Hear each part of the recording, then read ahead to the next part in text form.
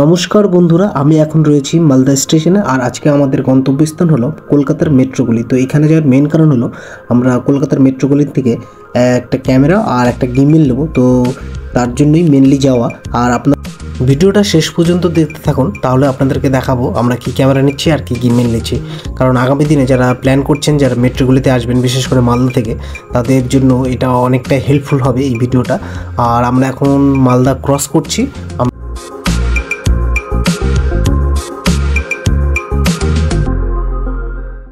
আমি যখন train journey করি, আমি তখন ট্রেনের দরজার সামনে এসে এইরকমভাবে ভিউগুলো উপভোগ করি। আমার তো ভীষণই সুন্দর লাগে এরকম ভিউ উপভোগ করার জন্য।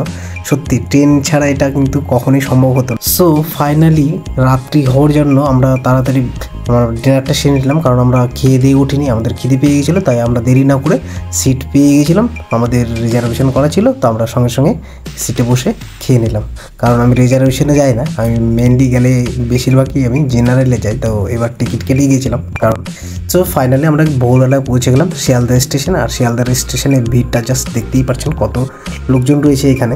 তো এইখান থেকে আমরা এখন যাব দমদম স্টেশন, আর দমদম স্টেশন থেকে আমাদের ধরতে হবে মেট্রো। তা ওইখান থেকে আমরা পৌঁছাবো মেট্রোগুলি। তো সকাল সকাল লোকাল ট্রেন ধরে নিলাম, দমদমে যাওয়ার যে লোকাল ট্রেন রয়েছে, তাহলে সেইখানে আমরা বেরিয়ে পড়লাম ফাইনালি। আর এইখানকার ভোরবেলার দৃশ্যটা দেখুন, শিয়ালদা স্টেশন থেকে বেরোচ্ছি, ট্রেনের ভিউটা জাস্ট অনবদ্য একটা দৃশ্য আর কি।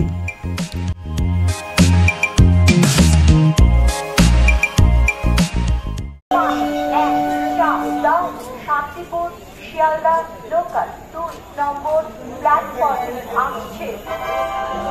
यात्रीगण कृपया ध्यान दीजिए, गाड़ी संख्या 3151 शांतिपुर शियालदा लोकल इस समय में प्लेटफॉर्म नंबर 2 पर आ रहे हैं।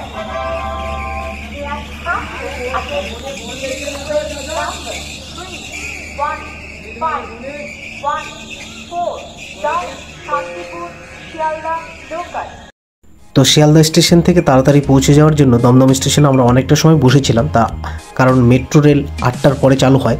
তো এখন দেখতে পাচ্ছ ফাইনালি 8টা বেজে যাওয়ার পর আমরা চলে আসলাম মেট্রো স্টেশনে। আর মেট্রো স্টেশন থেকে আমরা টিকিট কেটে ফাইনালি ঢুকে গেলাম মেট্রো যেখান থেকে ধরে, সেখানে চলে আসলাম। তো এখানে দেখতেই পাচ্ছ প্রচুর লোকজন চলে এসছে অলরেডি। তো এটা ছিল আমাদের প্রথম মেট্রো চালু, যেটা 8টার পরে চালু হয়। তাই সেটাই ধরে নিলাম, কারণ একটু গরমও লাগছিল। তো তাড়াতাড়ি আমরা বেরিয়ে যাবো আর কি, তার জন্য আর এদিক ওদিক দেরি না করে তো ফাইনালি আমরা মেট্রোতে স্টেশনে চলে এসে মেট্রো ধরে নিলাম। আর দেখতেই পাচ্ছ লোকজনের ভিড়টা জাস্ট। তো এখান থেকে আমরা যাবো চাঁদনি চক। তো আমরা এখন চাঁদনি চক নেমে গেছি। এখান থেকে চাঁদনি চক থেকে খুব একটা টাইম লাগবে না, পায়ে হেঁটে 5-10 মিনিট লাগবে মেট্রো গলি। তো ফাইনালি আমরা এখন ঢুকছি মেট্রো গলির যে লাইনটা রয়েছে। তো এখন চাঁদনি চক স্টেশনের বাইরে গিয়ে তারপরে দেখাচ্ছি।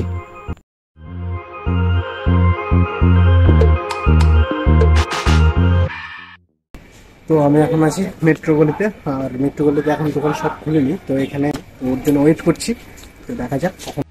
যেহেতু মেট্রোগুলোতে আমি কোনোদিন আসিনি, তার জন্য আমার কোনো ধারণা ছিল না, কারণ এখানে সব দোকান 10টার পর থেকে খোলা শুরু করে, মোটামুটি 11টা-12টা বেজে যায় সব দোকান খুলতে। আর ফাইনালি অনেকটা সময় ওয়েট করার পর তারপর আমরা দোকান ঘোরাঘুরি করছিলাম। তো ফাইনালি আমরা এই দোকানটায় ঢুকলাম, কারণ অনেক দোকানে আমরা দাম দরাদরি করছিলাম। তো তারপরে আমরা ঢুকে গেলাম এই দোকানে। আর দোকানের ভিতরটা জাস্ট দেখাচ্ছি। এখান থেকে আমরা এখন মাইক চেক করছিলাম আর কি ক্যামেরা নিব সেগুলো ডিসাইড করছিলাম। তো আমরা ক্যামেরা নিয়েছিলাম সোনি ZV-E10।